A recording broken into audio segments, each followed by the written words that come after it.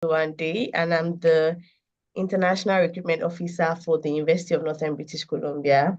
Thanks, Joy, for the warm introduction, and thank you, Skynet, for hosting this session. So I'll be sharing my slide now so that I can discuss on UNBC and why you should consider studying with us. So please just give me a minute to share that.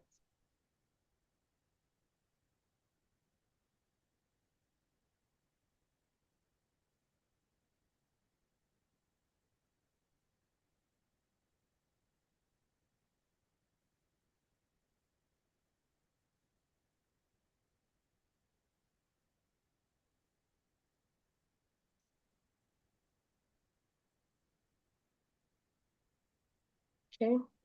So please, if you can see my slide, you can just like let me know by giving me a thumbs up so I know that everyone can see my slide. Yeah, we can. Thank you. So yeah, this is UNBC. So the full meaning of UNBC for people that just know us as UNBC is the University of Northern British Columbia. And we are located in, just like our name says, British Columbia. What is the purpose of this webinar? Amongst the obvious title of our webinar, which is why you should come and learn about like UNBC and how affordable our master's program is. It's just to tell you about the institution, the perks of why you should study at UNBC, and also about the environment you're going to study. So everyone knows, oh, it's in Canada, it's in British Columbia, but people, you might not be aware of the city, for instance, where our university is located. So basically, I'm here to tell you all about the University of Northern British Columbia. So this is an overview of what our campus looks like. And just enjoy the view. This is during winter.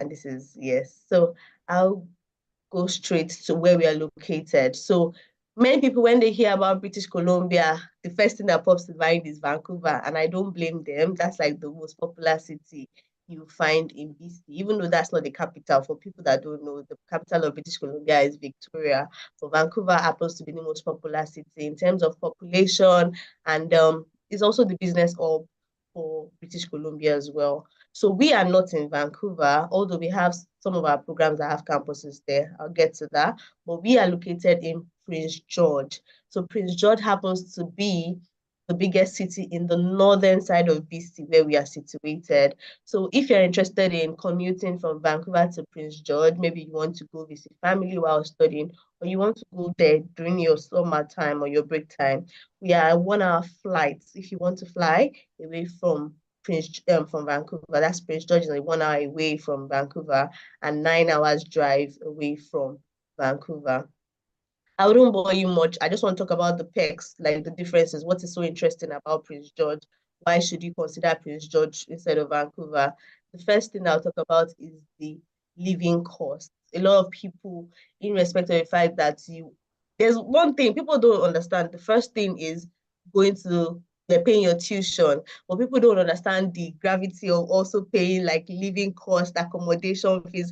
It's when they get there that you see a lot of people having like panic attacks. So I have to pay my accommodation 2,000. Where do I find this? And you're still battling with making money to pay your tuition. So the perks of coming to Prince George is the affordability as against other big cities, both in Canada and in British Columbia as well. So Prince George is very affordable. The accommodation, most especially, you cannot over or under emphasize the need for a very like good environment and affordable living while studying.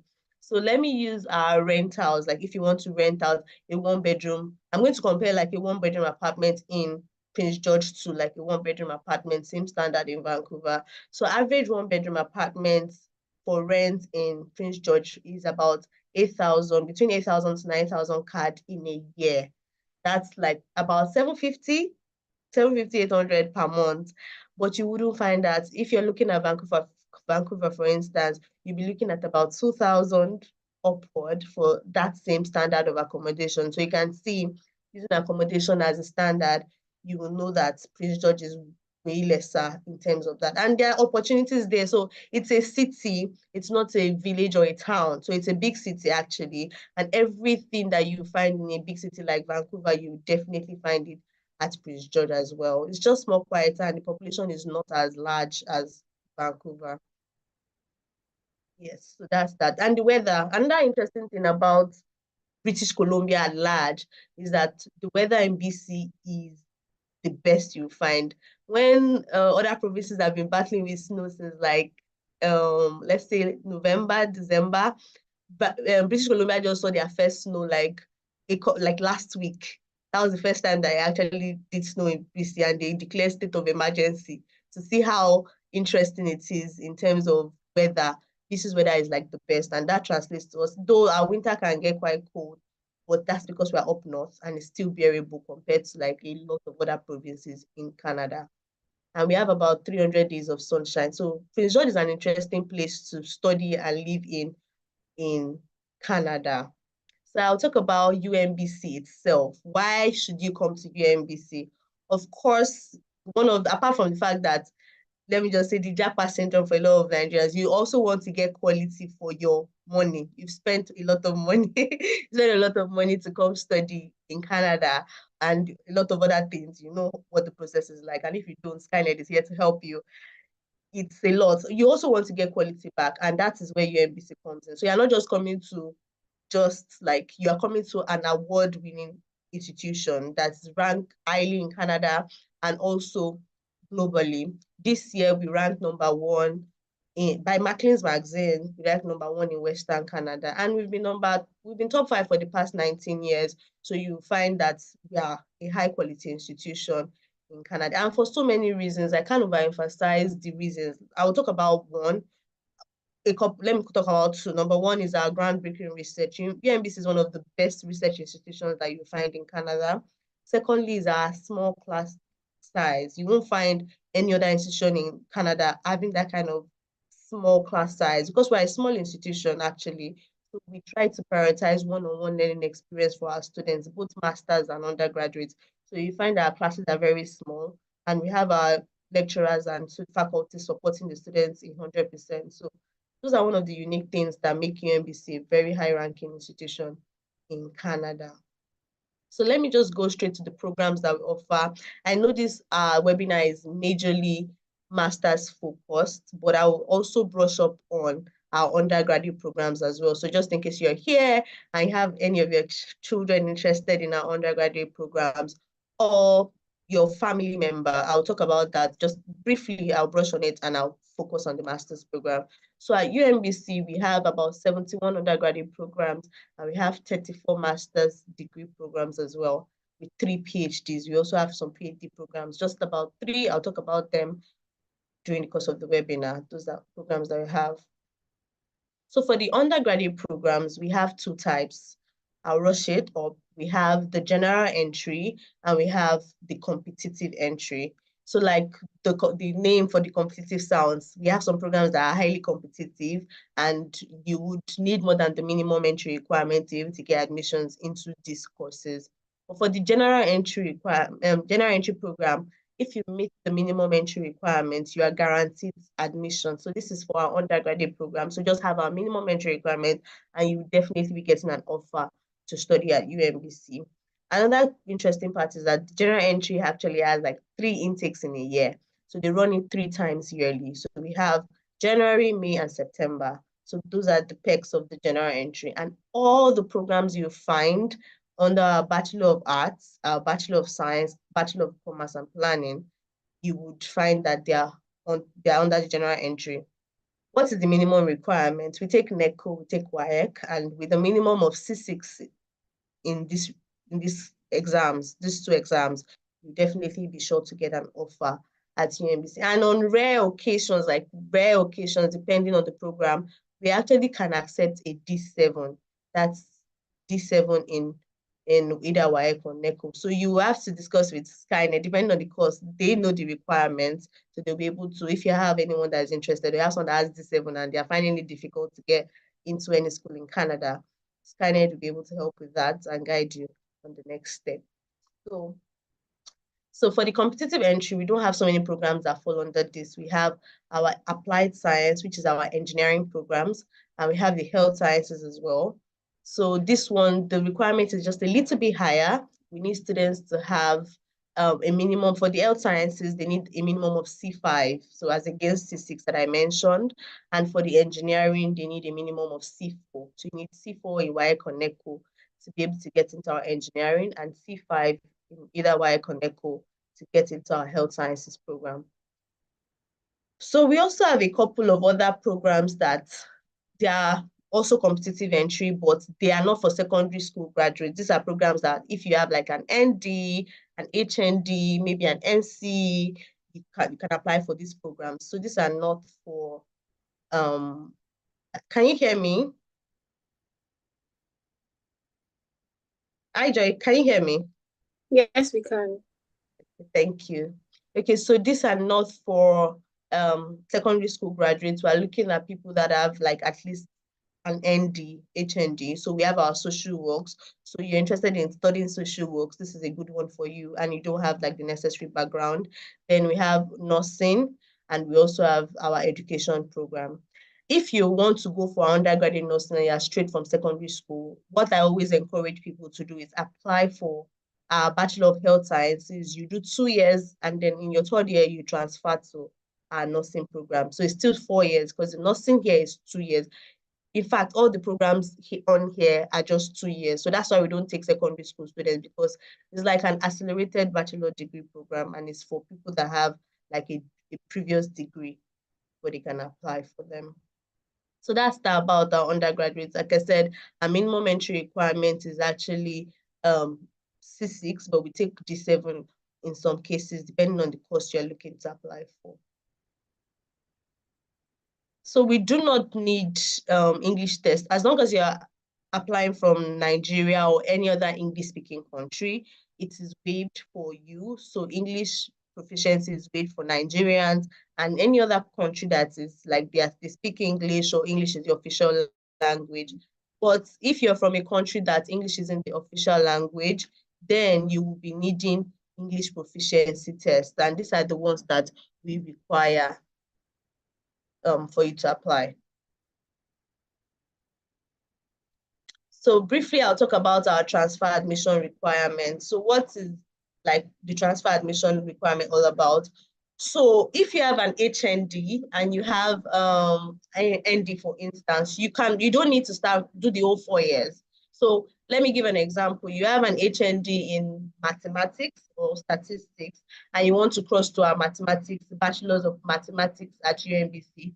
You would need to start from year one again. A lot of courses will be waived for you as long as what we are teaching at what we are taught at your institution matches what we are teaching as well. So this is a very good one for HND students because we do not take HND directly into our master's program. So when we have students that are interested in studying at UNBC that have an HND or an ND, this is a good one because you are not going to spend 4 years anymore and you're getting a lot of courses waived for you. So I highly recommend, but of course you need to have a good GPA, an average of 2.0 over 4. This is over 4. So that's an average of 2.5 over 5 for our Nigerian translation.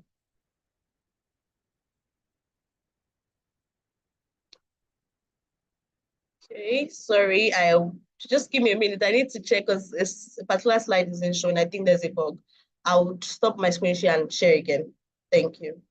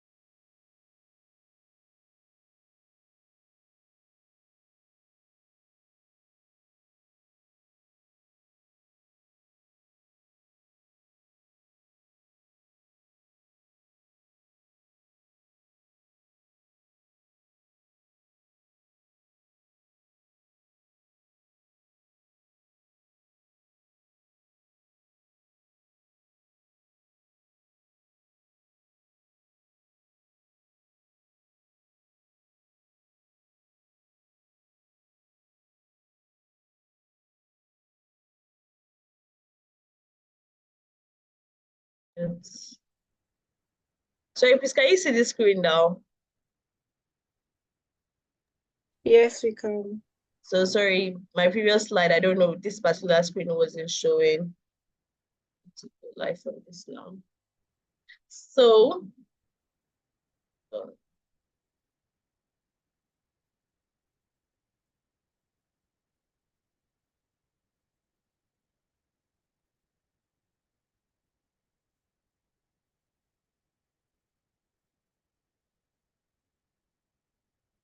okay, yes. So to the sole purpose of today, I'm talking about our graduate programs at UNBC.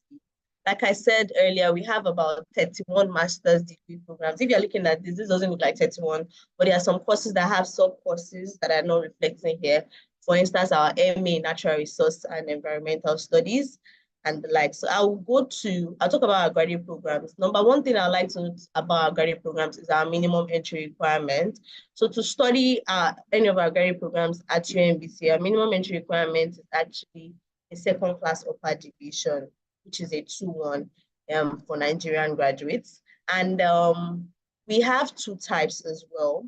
We have the research-based masters and we have the course-based masters. So what's the difference between the research and the course-based? The first of which is for the course-based masters, once you meet the entry requirements and required documentation to apply for these programs, you can apply directly. You don't need to contact a supervisor. But if you are going for a research-based master's or a thesis-based master's, it can either be called thesis or research, you would need to contact a supervisor before you can submit an application. I know this tax can be daunting for international students or students at large, but it doesn't mean that I don't advise people to shy away from it. If you have the opportunity, you want to really study a particular course, you can give it a chance. We do have tips on how you can approach a supervisor, and we have a link which shows the available supervisors for a particular program. It might be quite difficult for you to navigate, but of course, SkyNet, they are here to help you, take your hand, guide you on what to do as regards getting a supervisor and how to contact supervisors at UNBC.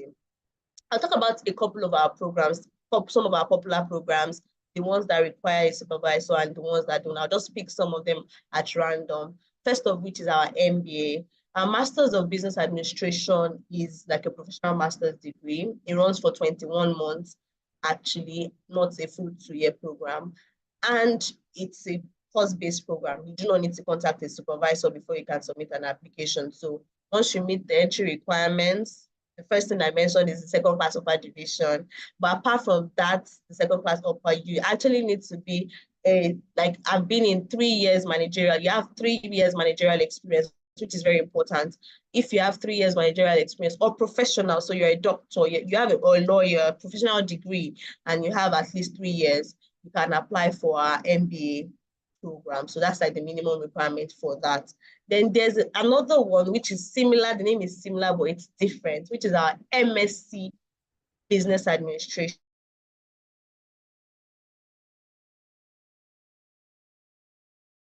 This is based masters, and you do not need to get a supervisor before you can apply for this masters as well. You just need to. So this particular master's program, which is the MSc, has specialization. So we have finance, we have organizational management, we have human resource management. It has some certain specializations that you can specialize in. So before you apply, you need to identify what your specialization is, and you look at a faculty, look at for a lecturer that teaches that specialization you are looking for and indicate their name on your application. That's just the difference. You're not contacting them, you're not sending them an email, but you need to ensure that you're getting someone that is teaching what or doing research in what you're interested in studying and put them on your application. That's just the difference between the two. And this second one doesn't need managerial experience. So fresh graduates can apply, anyone, as long as you want and you meet the minimum requirements, you can apply for this MSc Business Administration program.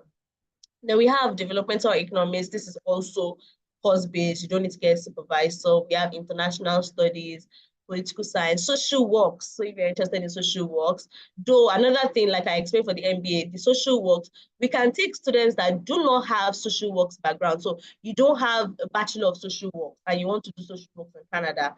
you can apply for this. But the minimum requirement for this is you need to have at least 2 years of social work, human service, we call it human service related experience to apply for a master's of social work, like paid, not volunteer. So you need to have a minimum of 2 years paid human service related experience to apply for a master's of social work. That's if you don't have a bachelor's of social work. But if you have bachelor's of social work, you don't need that. You can apply straight up to a master's of social works program. Another one is our master's of nursing, master's of science in nursing. You also do not need to get a supervisor for this course. All you need to do is meet the minimum requirements. And it's not a conversion nursing program. This is for registered nurses. So you're a nurse in Nigeria, you already have a nursing degree. You can apply for a master's of science. You're registered, you have your nursing registration document. You can apply for a master's of science in nursing as well. But most of our health related courses, you actually need to get a supervisor. So, sorry, health and sciences. So psychology, science, any computer science and the likes, you need to get a supervisor. Although our MS in computer science has reduced the requirements for supervisors, as long as you have like a good research proposal and all of that, you can submit your application and hope that you get picked by a supervisor. You do not need to contact, but it's advisable to contact them if you can. Then we also have education. So anyone that is interested in education, we have the Masters of Education in Counseling, and we also have multidisciplinary leadership education. These ones, you don't need to contact a supervisor as well. It's just a course-based education program. Of course, you have to have education or teaching experience before you can apply for these programs. So I already mentioned our entry requirement, which is the second class upper division. And lately we've added the B requirement. So even if you have a 2-1, you must have B like so most of the time you have to look at your transcript to understand that does your GPA fall under the B requirement of your school, then we'll be able to accept you directly into these programs. So right now for undergraduates, we are still actively taking applications for September next year. It will be closed by March, but a lot of programs will still take admissions up until June. So we'll still take admissions for a lot of our programs. We call it late applications up until June this year for September intake. But the main closing date is March 1st. But for our graduate programs, we are actually closed for September intake. We do have some courses that have January intake and will be open till June this year for application. June 2025, please ignore the 2024, you can see here. June 2025, we'll be taking applications till June for January 2026 intake. But for September 2025, we are already closed for application. We closed on the 15th of January. So yes, our tuition deposit for our program. So our tuition deposit for our master's programs is 1,500 Canadian dollars. So you have an offer to study with us. 1,500 is required for the deposit. And this applies not that you pay deposit, you still need to continue pay like the full tuition. It's going to be reduced from the balance of your tuition. Our MBA actually is a bit higher because apart from the 1,500, you need to pay the MBA deposit, which is 2,000. So making a total of 3,500 for our MBA. That's the MBA deposit is 3,500, while all other master's program is 1,500 Canadian dollars. Our undergraduate program, however, is 9,000 Canadian dollars. The deposit is 9,000 Canadian dollars, and it applies towards your total tuition as well. So, okay, let me talk about the documentations So for the undergraduate, basic documents like your WAEC result, your WAEC scratch card, your passport, your resume, and for people that have not gotten their WAEC result, you can use your predicted grades, you can get that from your school, and you can use it to apply for admission towards September intake.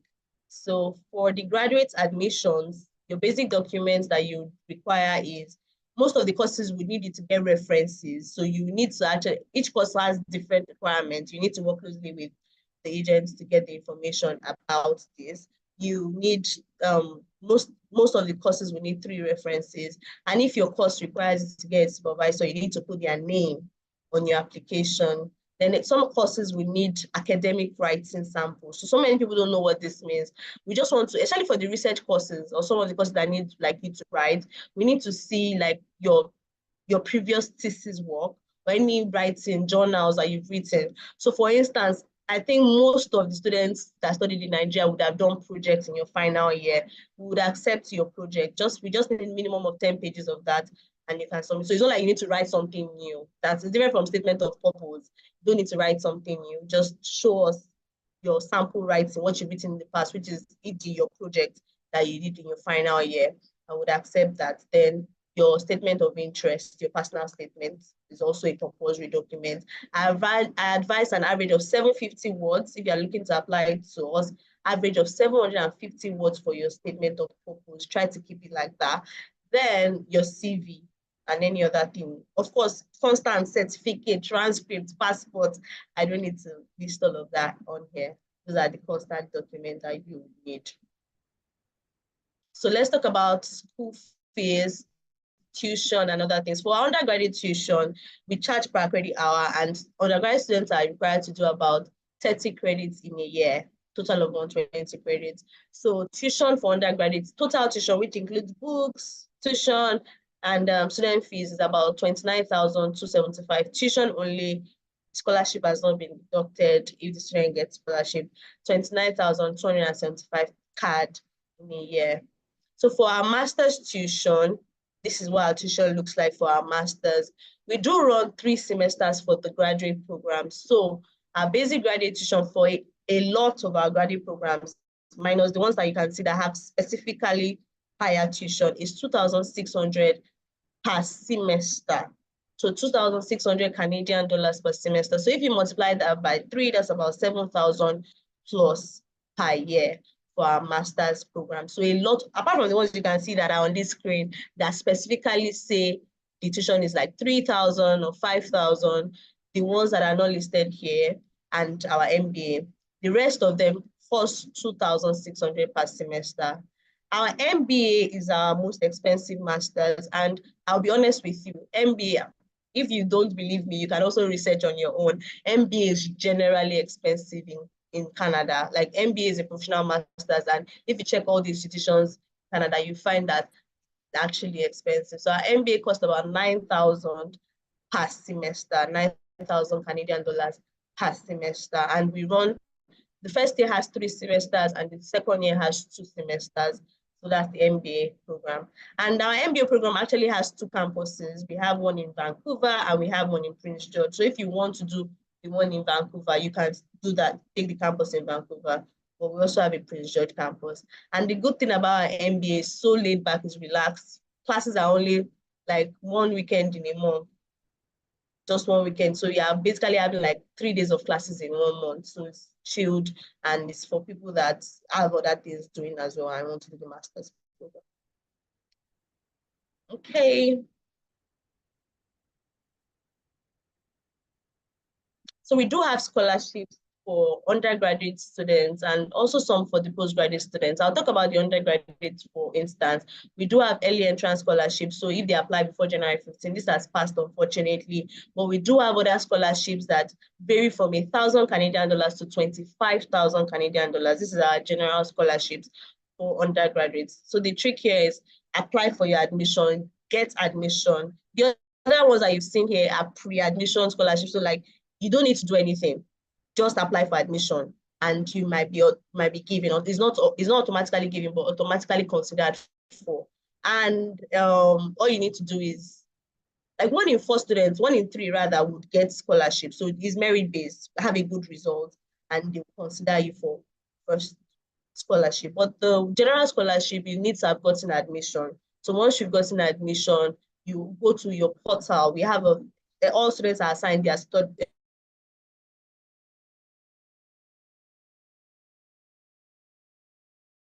watch our aid section, and has a lot of scholarships on there. Apply for as many as possible, and it ranges from 1,000 to 25,000 of the tuition. So students are encouraged to apply for them.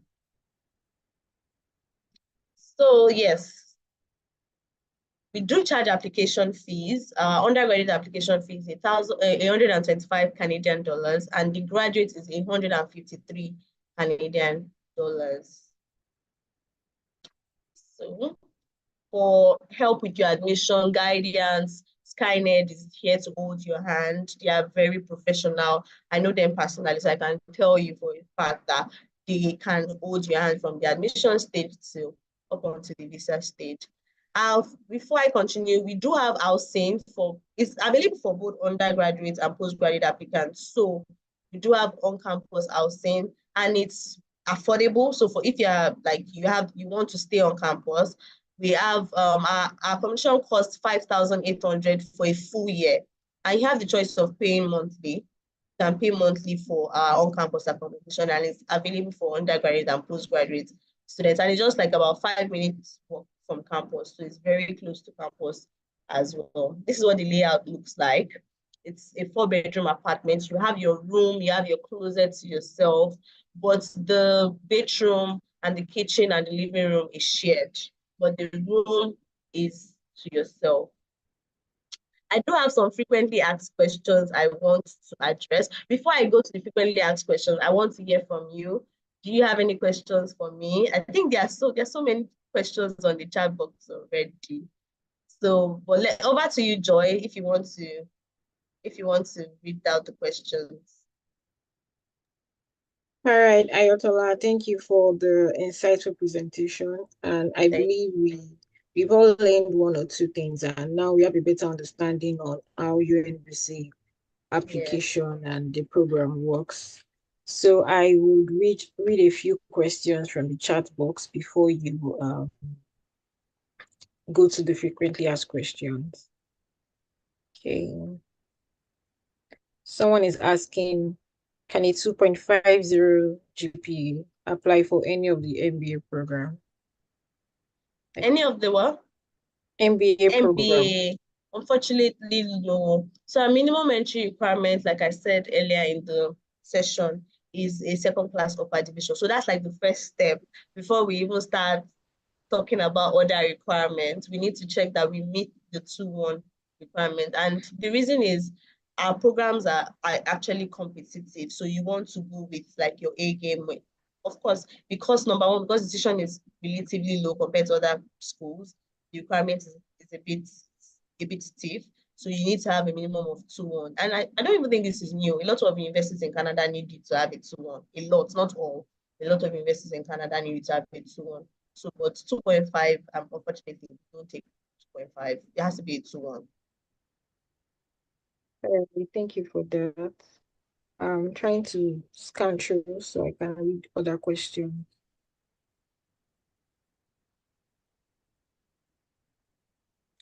Is the application portal for January 2026 open? Yes, yes. We're taking applications actively for January 2026 now. It has been open since January this year. So you can start applying for admission and to be available till June. So by June, we're closed.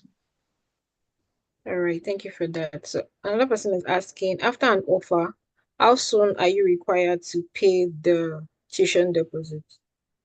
It's usually indicated on your offer letter. So average I've seen is 14 days. A lot of people are giving 14 days. So it actually does vary. If your program is very competitive, they would put like a specific date for you to pay. So I've seen 14 days and I've seen it. So your offer letter would actually put the deadline. Some people are giving like a month and some people, nothing is indicated. So for the undergraduate students, they have more flexibility. For the masters, you actually have to confirm your seat on time to know if you're taking it and you can consider another student that is still on the wait list. So yes. All right, thank you. Okay, someone is asking, for someone who has applied for Masters of Social Work and received a mail 2 weeks ago that details were sent to IRCC, when will UNBC give admission letter? Sorry, I didn't get that IRCC question. What was sent to IRCC? She said she received a mail 2 weeks ago that details were sent to IRCC. When will she receive admission letter? Really?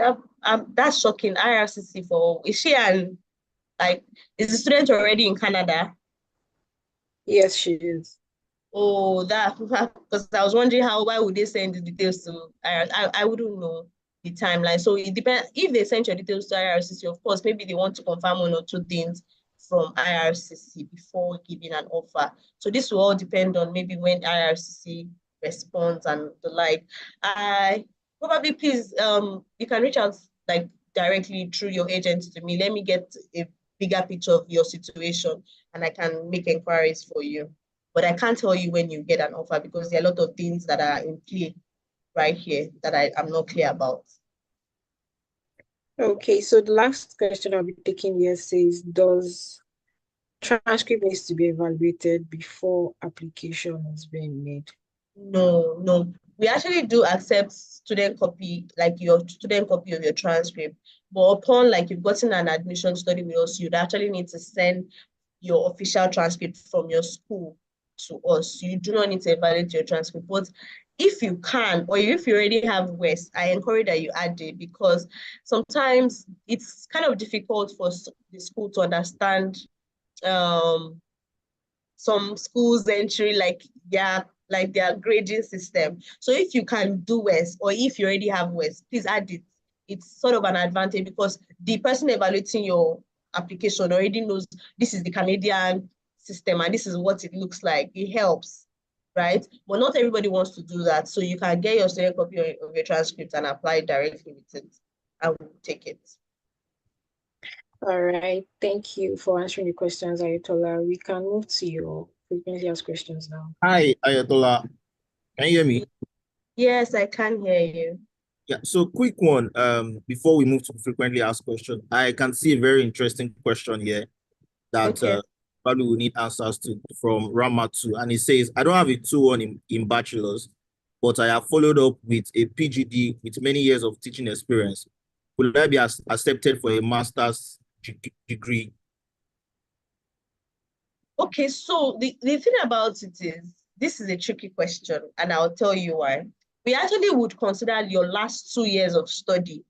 So for students that have, and I can see a question here that is saying, oh, she has a 2-2, and she now has, for a master's, she has a very high grade. So if you have a master's, for instance, and you have a master's, you can do another master's. I just hope you know that, as long as it's not the same thing you're doing again. So we will take someone that has like your last 2 years of study, if you have a very good grade, consider that against your bachelor's. But the tricky part of PGD is that it is 1 year. A lot of PGD, especially in Nigeria, if it was Nigeria that you did that PGD, if it's in Canada, there are a lot of 2 years PGD programs. That's understandable. But for PGD from Nigeria, it's usually a year. So I don't think that would give an edge because we're looking at the last 2 years of your study. So PGD, then this thing that you still got second class lower. Do you understand what I mean? So I don't think that would give an edge. But for someone that has a 2 years diploma after studies and did very well, or has a 2 years master's after studies and did very well, that would be considered against your as against your bachelor's. Probably you have a 2-1 in your bachelor, or 2-2 rather in your bachelor's. We'll look at your master's, and yes, I can tell you that we'll consider that. So that's it. Yeah, thank you very much. You can continue with your question. Okay. Sorry, I'm trying to share. I want to share my slide again.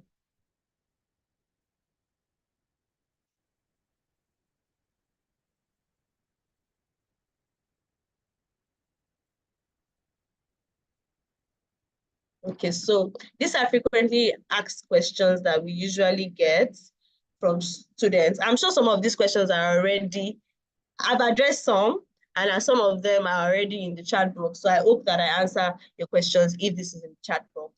So the minimum CGPA required for admission, I think I brushed up on that. We usually take a second class upper division, but for CGPA, we are emphasizing B. So this is tricky. That's why I encourage West, if you can do West, but we're emphasizing that you have a B, average of B in your first degree, or if it's your master's. So what is B? This is relative because some schools, your transcript to write B and write 3.5. I've seen that.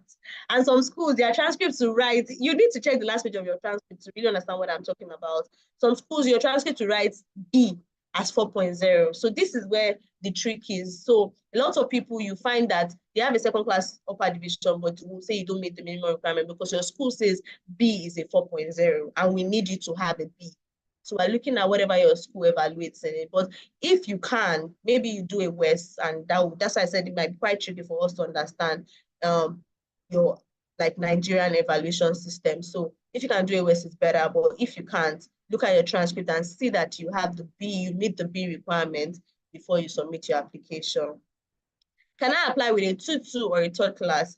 No, you can't apply with either of these. Unless, like I said, I think I just talked about it now. You have a master's or you have a 2-year degree that you've done after your bachelor's. Look at that as against your bachelor's degree. So what is the step-by-step process for applying to a master's program?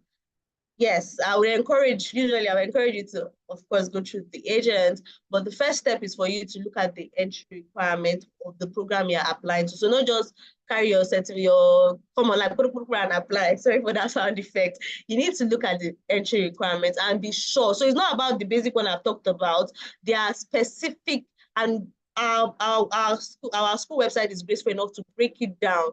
We actually have the link on our website. So for you to access it quickly, just Google UNBC graduate admission requirements by program. So Google graduate admission requirements by program UNBC.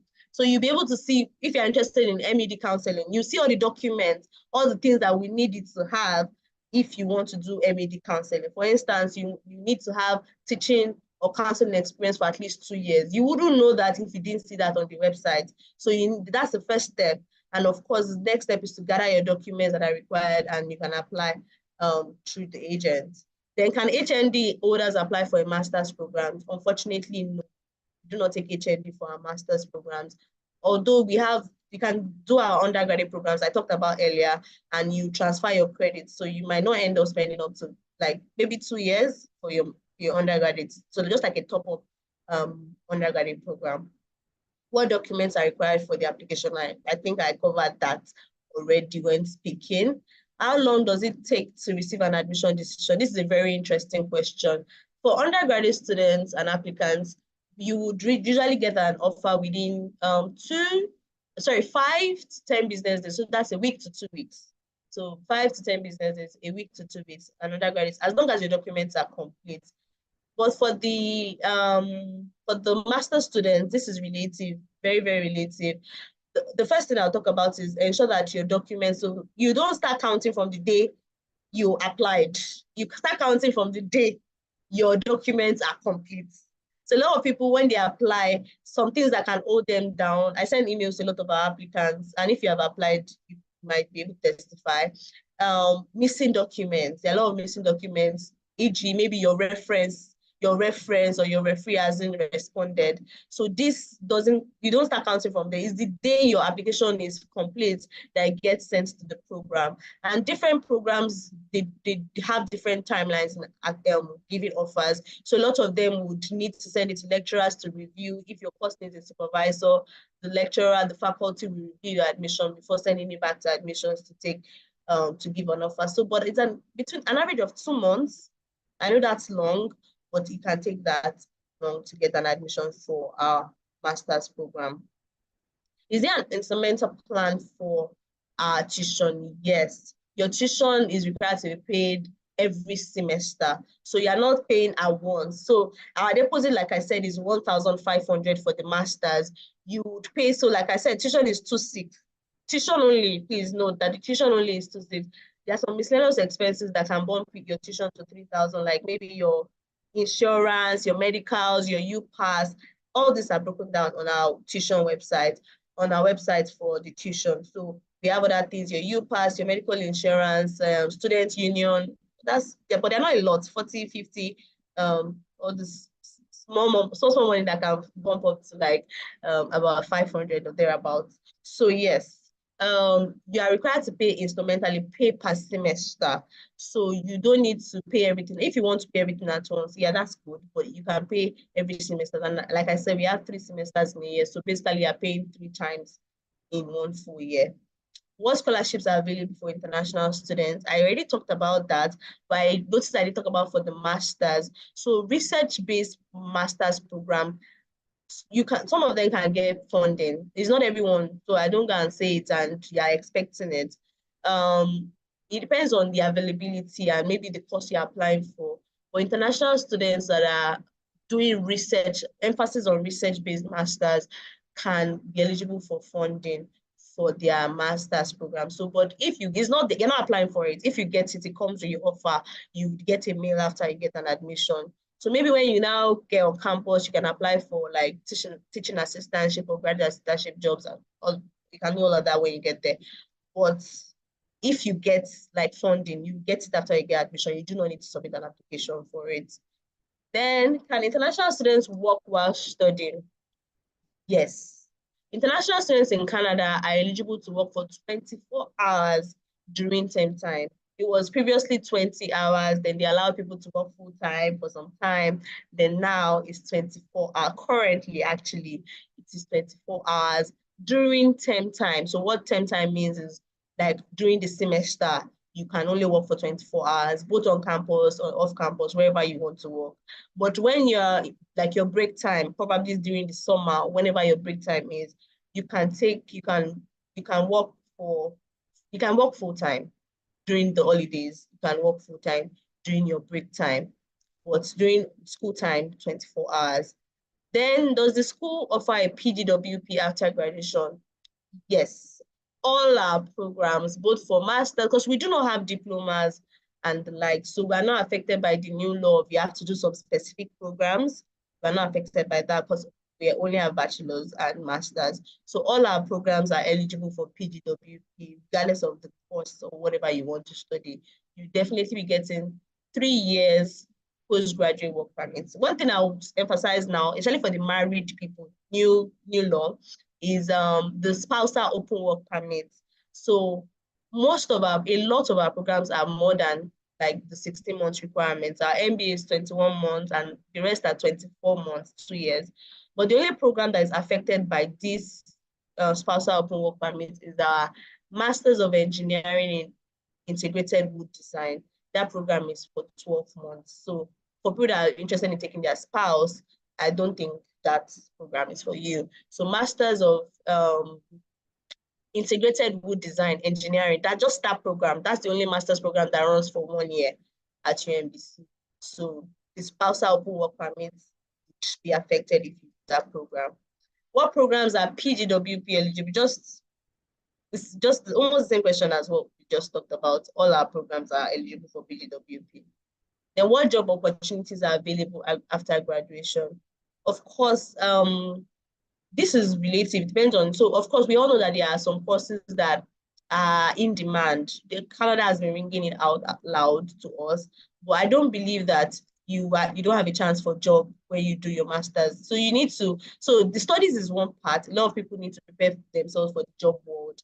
And thankfully, UNBC hosts like events like this. We do have job fairs where employers come on campus to recruit students. And we also have career, like so it's not just about getting a degree, preparing you for the job world after, which is very, very important. So you need to prep yourself. I don't think that if you don't do a popular course, you will not get a job. Everybody has a fair chance of getting a job. You just need to put yourself out there. How do you stand out against every other candidate?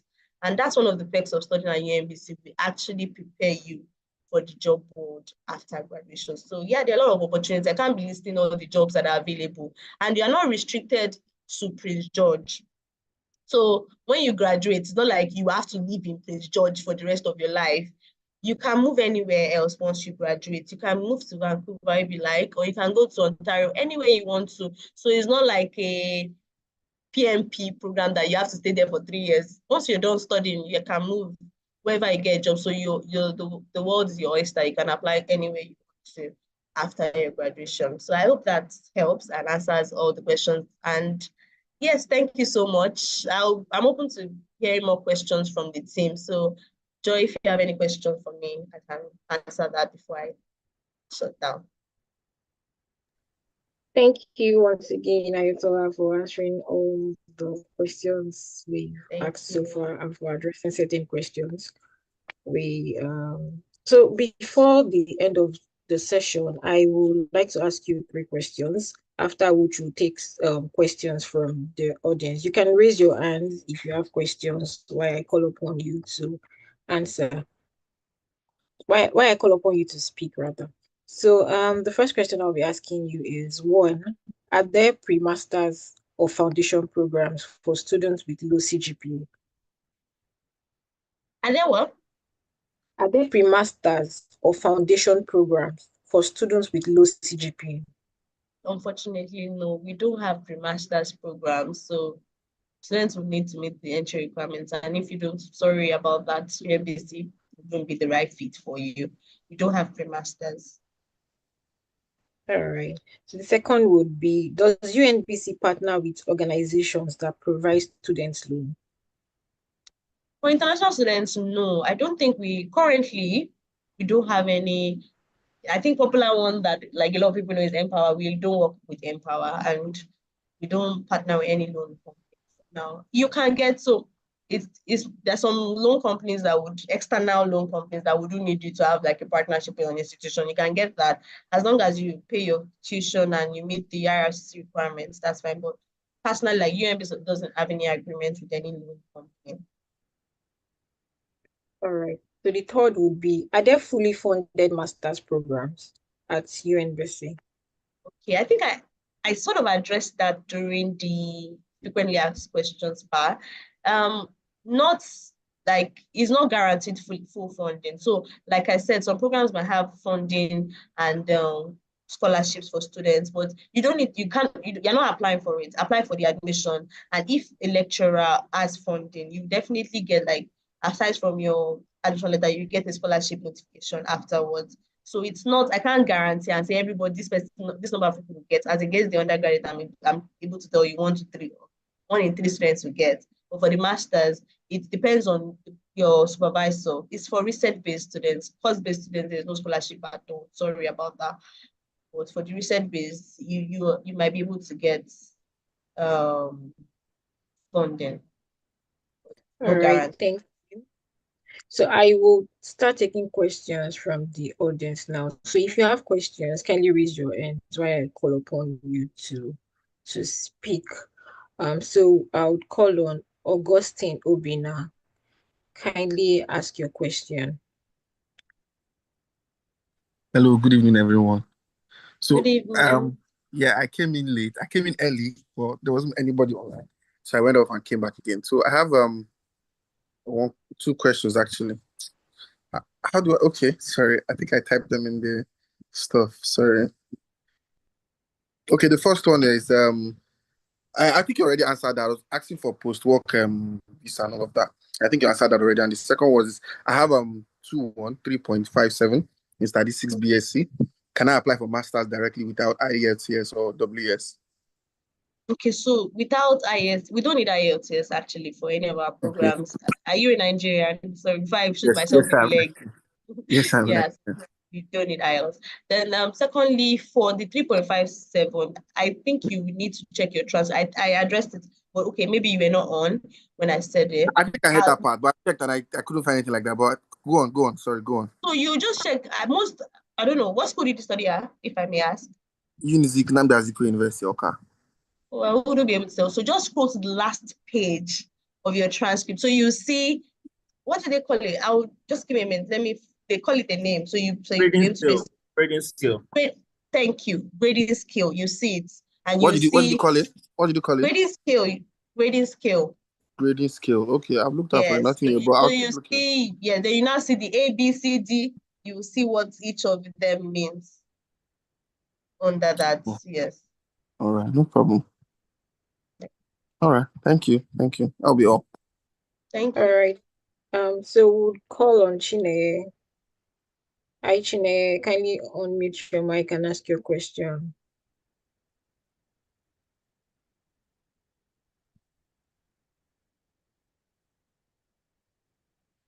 Hi, Chine. Are you there? Can you hear me? Your hands are raised. Kindly unmute your mic and ask your question. Okay, good evening. Thank you. Good evening. All right, so I wanted to ask. My last degree was about 16 years ago, but I have been working, I have been teaching. So in the last, from 16 years till now, I have been teaching. So I want to apply for the Masters of Education. So I wanted to know if the gap would it be a problem? So we do not have like study gap or minimum age requirement. But of course, the most important thing I think I have emphasized a lot is do you meet the entry requirement? Do you have a second class upper division? That's the first thing you need to look at. We would even be happy to take you with your 16 years experience because our education programs need you to have a minimum of 2 years teaching experience, which you have. You have way more than that, so it qualifies you. But the main thing is the entry requirement, which is like your grade. Do you meet the grade requirements? So just evaluate yourself and know whether you can apply or not. But in terms of that you've left school a long time ago, that's not a problem. You can apply. So if you do, yes, you can apply for a Masters of Education. I see that you just said you do. So we can take the next question now. All right, thank you for that. So we'll call on Kemisola. Kemisola Ibitolu, kindly unmute your mic and ask your question.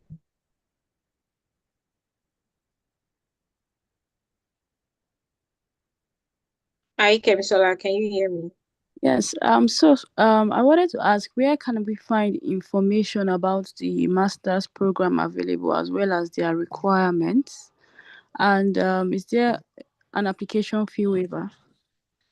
Okay, so the first question you asked is about how to find information. So I think I mentioned it earlier. It's easy for you to Google it and to take it, like the first link you see, that's it. So you Google graduate admission requirements by program. Important, don't just say graduate admission requirements. You write by program. So we do have graduate admission requirement, you see the general. But if you put by program, you see the requirements for your program of choice on there. So Google graduate admission requirements by program. Just put it on Google. UNBC, of course, putting UNBC at the back, and it will take you to the first. Of course, they may be sponsored ads, so just be careful to look at the one that isn't sponsored ads and just click on that link, the first thing you see.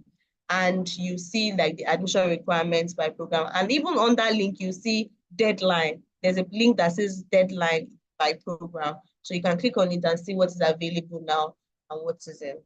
That link as well. But of course, the shortcut to that is to relate with your agents. They are able to get you that information in a jiffy as well. Thank you. Next person would be Amla Chuku. I don't even pronounce your name well, but kindly unmute your mic and ask your question. Oh, thank you. Can you hear me? Ayo? Yeah. Yes, I can. Hi. Okay. Good evening, everyone. Thank you for the section. Just a quick one. I want to find out for someone that has HND in business administration and graduated with CGP of 2.63, can the person go for the undergrad of social work, and for how many years would the person be there? So for the social works, it's just a 2-year master's program. But the trick here is you need to have social works like related courses. So business administration would not be eligible because you didn't do social works courses in your undergraduate. You understand? Because it's a 2-year program, you can't just, so it's not conversion. You still have to do something related. So maybe someone that did sociology, something in the social sciences is more eligible than someone that's coming from commerce or business.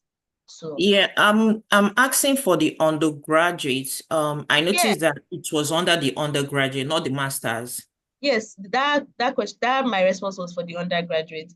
If you check the requirements for the social works program, we need a minimum of 60 credits, and some courses are highlighted there. And one of such courses like sociology, social works related courses. And you did business administration. I'm sure you know that I've done that. So people in the social sciences are more eligible to apply than people coming from other departments. Okay. Okay. So it's not a 4 years, it's not a 4 years bachelor's, it's just 2 years. That is why it's more stricter. If it was a 4 years, you're starting afresh. Do you understand? So this is not like a starting afresh program. All right, thank you. No.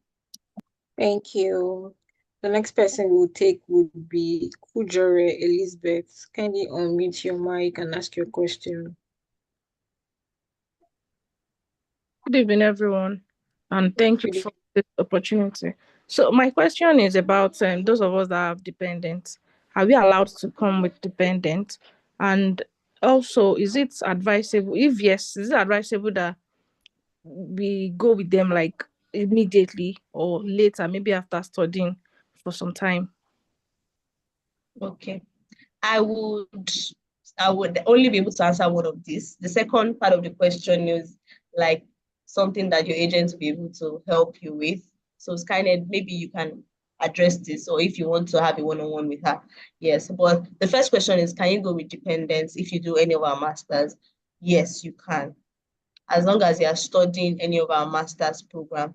So if you're doing bachelor's, no, not all the bachelors. There are only some specific bachelor courses that can bring their dependents, and such as education, bachelor of education, bachelor of nursing, engineering as well. So not all bachelor degree programs can come with spouse. This list is written on IRCC website to get clarity. But any of our master's program, aside from the only 1 year masters that we offer, which is Masters of Integrated Wood Design, Engineering Integrated Wood. That's our only 1 year masters. But for the rest, you can go with your spouse. Any of that, because the requirement from IRCC is if you are doing a 16 months and above masters, you can go with your spouse. But if you are doing anything lesser than 16 months, you can't come with your spouse. You can apply for spousal open work permit. So the only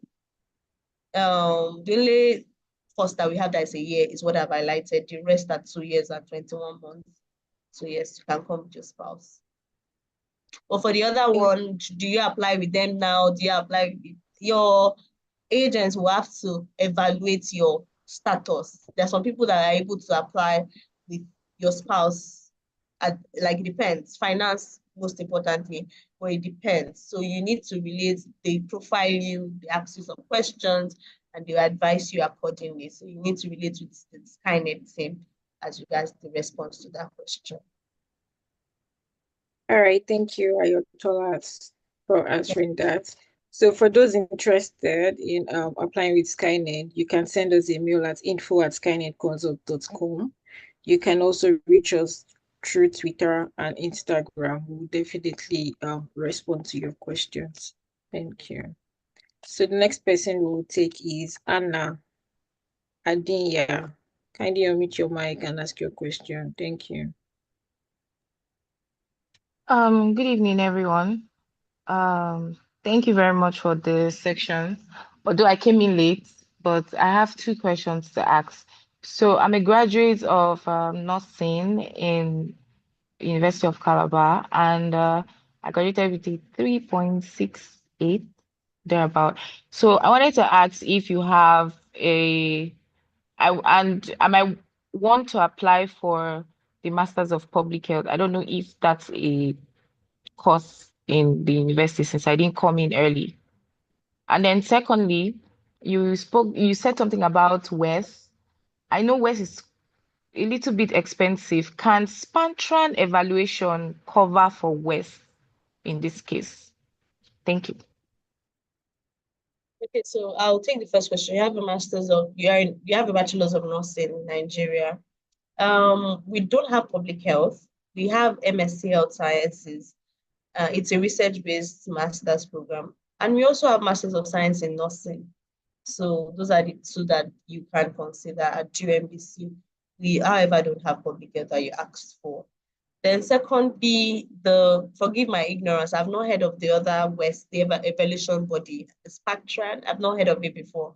But if it's because we don't need WES, we don't need evaluation on a normal day. But the advice I gave was based on maybe you want the admission team to have a better understanding of your degree, your grade to the Canadian system. I only give the advice if you want to. It is not compulsory, once the B trick I told you, if you check your transcript and you see that you have B, there's no need to do West. Don't stress. But if you don't really understand that and you want the admission team to have a better understanding, you can evaluate your results. As long as it's spec, I don't know, sorry, forgive my ignorance. As long as it's a Canadian evaluation system, you're going to evaluate the Canadian system, then yes, of course. Because we are not saying bring West specifically, we are not asking for anything. So if you submit that, I believe that it should be acceptable. Thank you, Ayatollah. Yeah, so I would ask Victoria, can you unmute your mic and ask your question? Victoria Olateju, can you unmute your mic and ask your question? Okay, good evening, everyone. Good evening, Ayatollah. Thank you so much for the webinar. So my questions are, for the MSc in Business Administration, are there any scholarship opportunities for that course? And also, if I am looking to apply probably in September 2026, when do you think is like the best time to, submit my applications and all of that? Thank you. The MSCBA, it's a recent, like I've been emphasizing, especially for the masters, the scholarships are not guaranteed, and it depends on what is available. I think I mentioned it. So some people might be able to get full funding, but no guarantees. And there's no there's no way you're applying for it. There's no application system and all of that for that. So I can't tell you for a fact that there's scholarship for that program. However, I said it earlier that the MBA is our most expensive, but the MSCBA is still the regular tuition, which is 2,600 per semester. So that's like the major difference between the MBA and the MSCBA. MSCBA is 2,600 Canadian dollars per semester, so quite affordable compared to like a whole lot of other programs. You don't pay per semester, so we're not stressing you. They are basically paying that your tuition every semester, so they're like not paying the whole full year at once. So if you want to consider that without scholarship, that's why I said that. Then the second question you asked is about when best time to apply. Admissions for our masters open on the 1st of October yearly. The ones that open earlier is nursing and MBA. They open in August every year. So this year now, the MSCBA will open on the first day of October.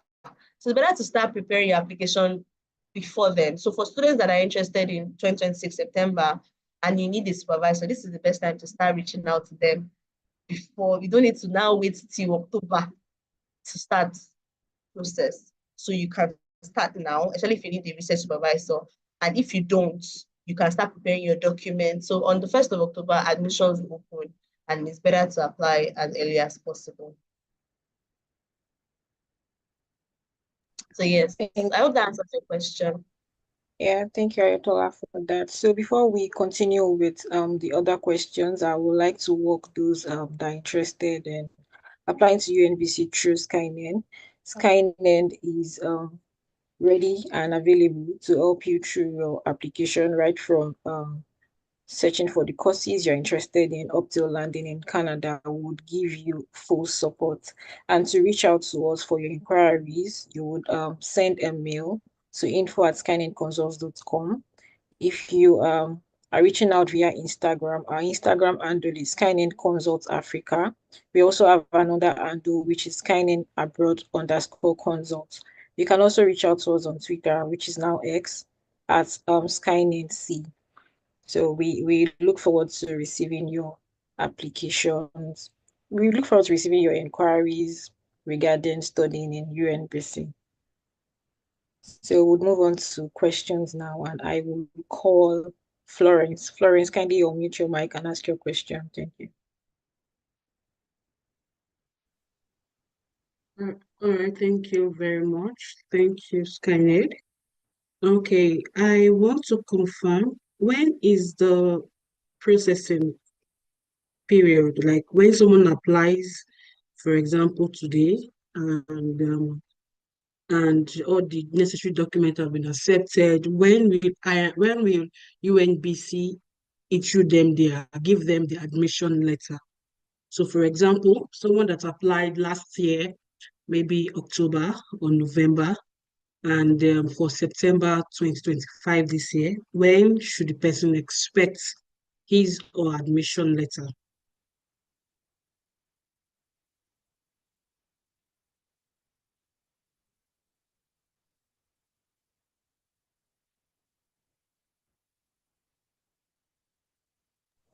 Hi, Ayatola. Are you on the call?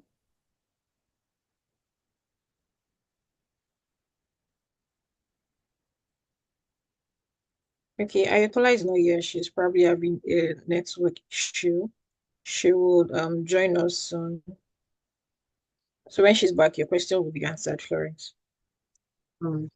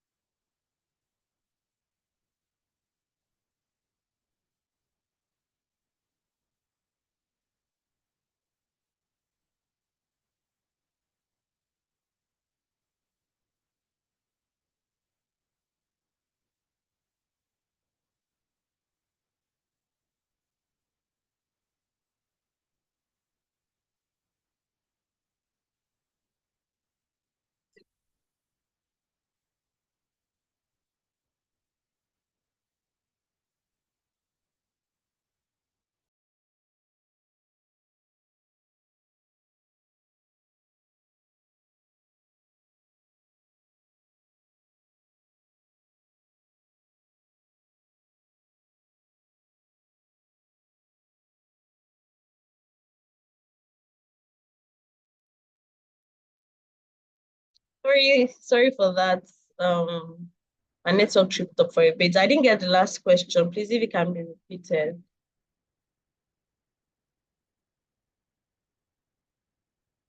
Hi, Florence. Kindly go over your question again. Welcome back, Ayatola.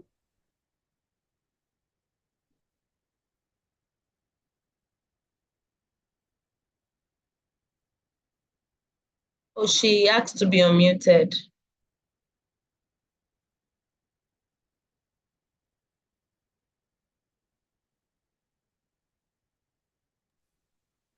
all right, thank you. All right, thank you. My question, I said, it was someone that applied for a master's in social work. That was last year in let's say November, and all the details and information have been sent and all. When should the person expect admission, the admission letter or the offer letter for September 2025? Okay, so I would check. I can see your name. I'll check your application if there's no missing document, but I'm sure that the admission team is working on it already. So, like I said earlier, depends on the program. Some of them like to receive like all the applications. Deadline was January 15 before they start dishing out admission offer. So not all programs do this. Depends on how like social works is competitive. You know that. So it depends on that, and they would try to filter like the most qualified. I will check if you have no missing requirements, but I don't think if you have, I would have sent you an email. So if you didn't get an email from me, your application is actually with the program right now and they are working on it. Just expect this month or latest by next month, you should get your admission offer. All right, thank you. Yeah. All right, thank you for addressing that. Tayo, kindly unmute your mic and ask your question. Hi, Tayo, if you can hear me, kindly unmute your mic and ask your question. Thank you.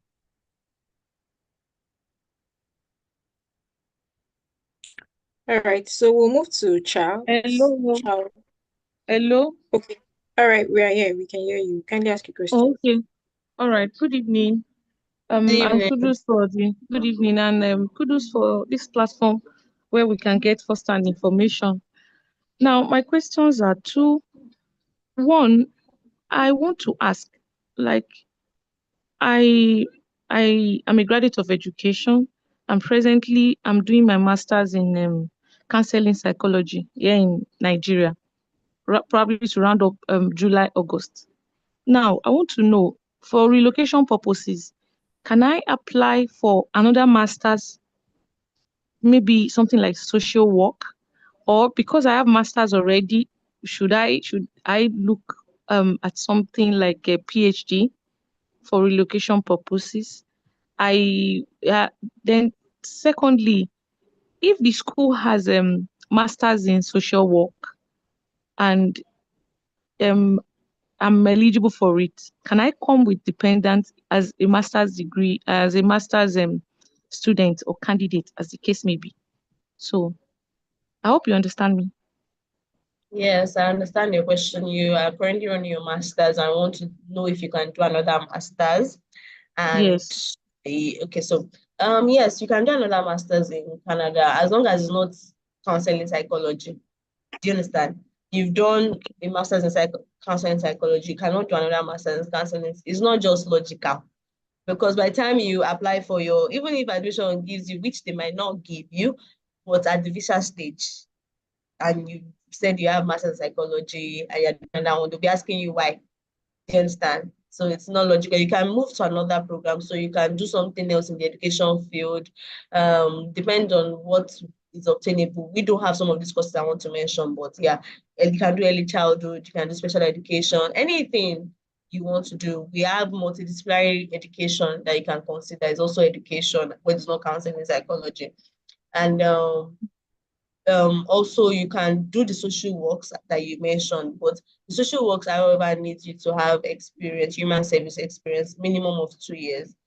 I don't know if teaching falls under human service experience. I would do my research. I don't know.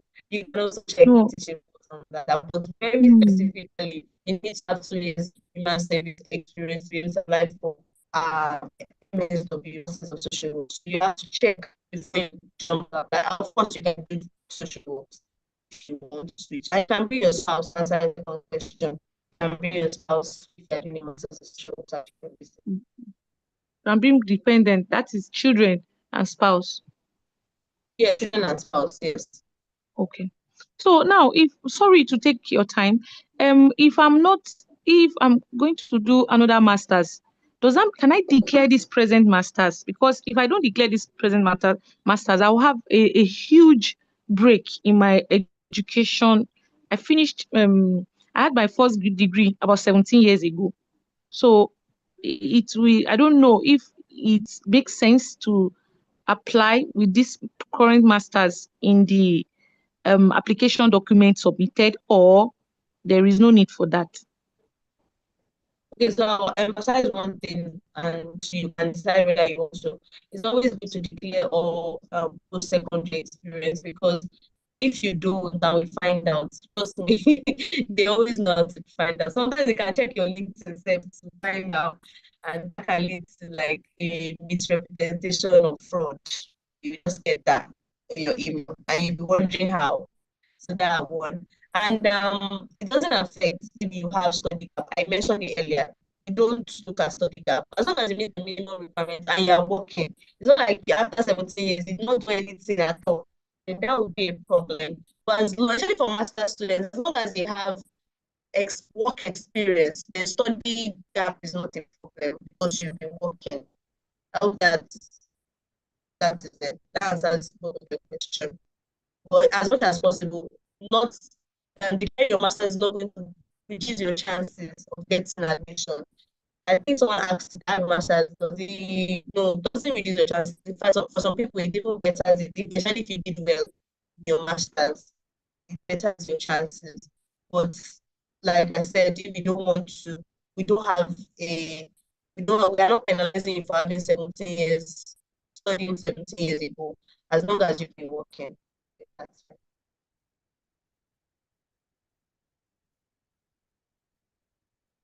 Thank you, Ayotola, for answering all the questions so far. We have a few more minutes to the end of this session, and I will be taking 2 more questions. One would be from Amonat Abiola. Amonat Abiola, kindly unmute your mic and ask your question.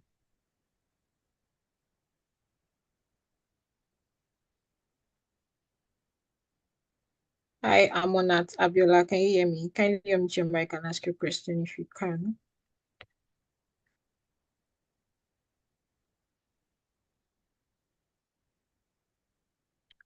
All right, so I would call on Charles.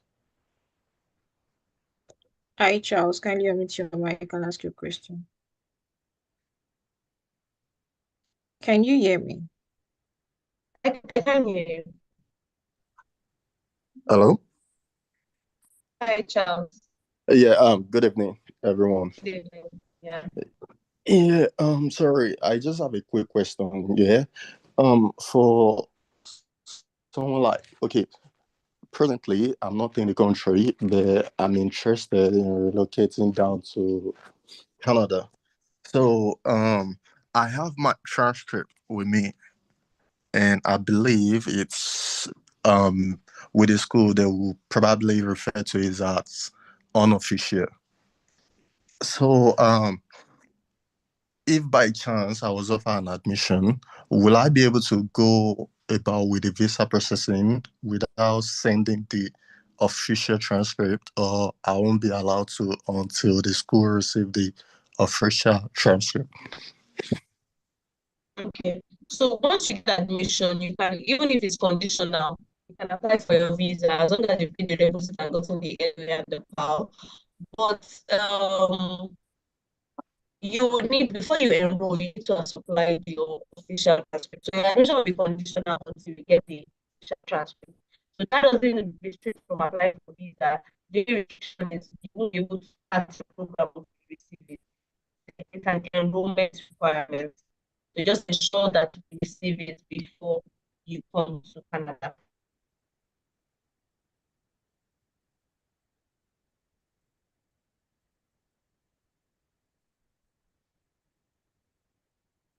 That's it. All right, Ayotola, thank you for that. Amonat, can you speak now? If you can, kindly unmute your mic and ask your question. Amonat Abiola.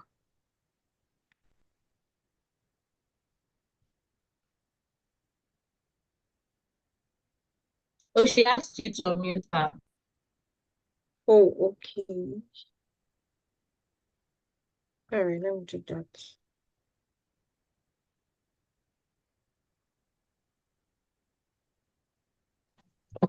Hello, good evening. Yes, good evening. Okay, my question, I have two questions. The first one is I studied computer science in the university with a 3.80 CGPA, and I have 7 years experience as a healthcare assistant and as a carer, currently working as a carer and a healthcare assistant. I want to ask, can I study MSc Health Science or MSc Social Work? I will recommend social works as against health sciences, because our MSc Health Science Masters is for health professionals. It's a research. It's a research master. So it's not as if health carer. Those. It's not that kind of masters. It's not public health. It's a research masters in health sciences. So maybe people that want to do research on how to get cancer. Those cancer, all those kind of things. All those kind of research that you do, cancer, all those diseases and all of those kind of things that they do there. It's a research master's program. What about MSc Social Work? Yes, I think I've emphasized it. You just need a minute. Even if you did computer science, you can apply for a master's in social work as long as you have. That a research program? It's not research. It's not research. Okay. It's practical. And how many years is that? It's 2 years. It's 2 years. Yes. So you can do that since you have healthcare, like care. Yeah, and I have so many. I have like 17 certification with care as well. You can do that, but like I said, always please check your transcript to be sure, because you said you have 3.8. I don't want to say you qualify because I have it. I have it. 3.8 GPO. Yes, I'm getting somewhere. On the surface level, you qualify, but please look at your transcript to see that you fall under the B requirements. I talked about that earlier. Yeah. B on your transcript, under the grade equivalence, grading scale, you see like your school has graded each of the grades. So some schools will say B is 4. Some schools will say B is 3.5. So you need to look at your transcript to confirm if you have that. Okay. Okay. That's Thank you. You're welcome. I understand. Yeah. All right, thank you, Ayotola. We'll take one more, which will be from Uni. Uni, kindly unmute your mic and ask your question, after which we'll round up the session. Hi, good day.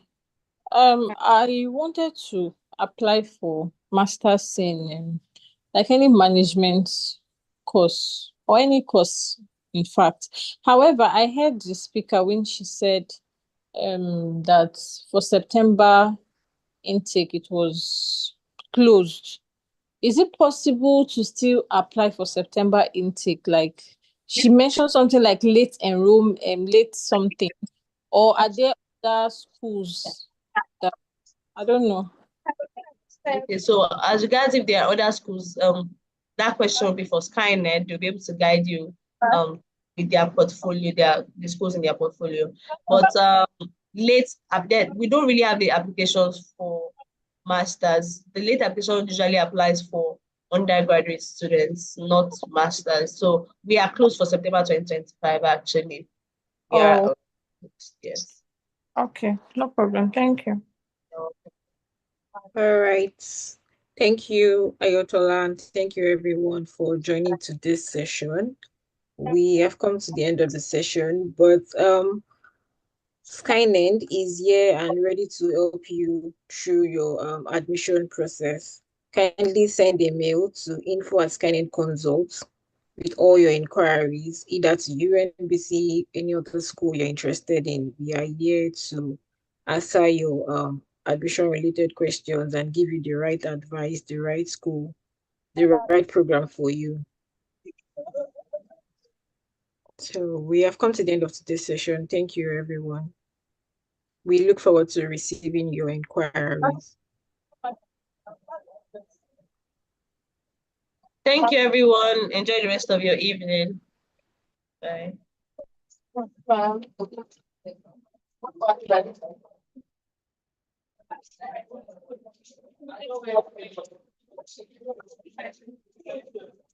Mm.